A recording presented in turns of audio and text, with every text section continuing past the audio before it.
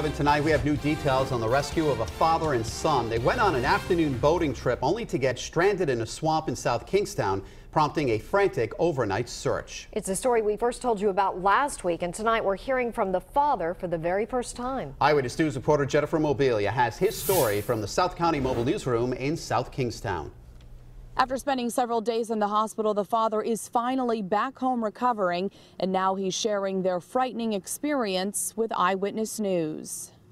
It's the rescue. 47-year-old Darren Pierce wondered if he'd live to see. It wasn't all right until he came through the clearing, and then I knew that my son was going to be all right.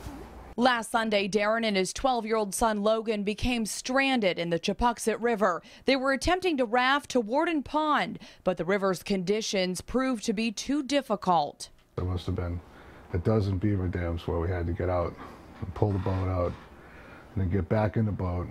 And so by the time we'd gone 3 or 4 miles, I was already exhausted. 3 hours in, the two spent several hours trying to make it back to land, but they were physically exhausted. I found a spot that was about 3 feet around where my son could lay down, but it was all full of prickers.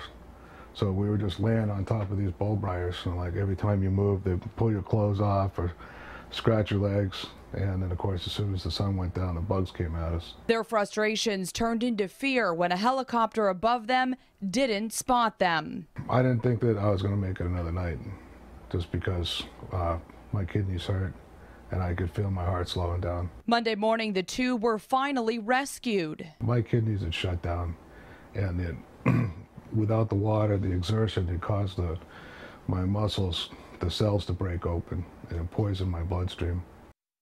Darren does have a long road ahead of him, but he is expected to make a full recovery. His son Logan, we're told, is doing just fine. Reporting with the South County Mobile Newsroom, I'm Jennifer Mobilia, Eyewitness News.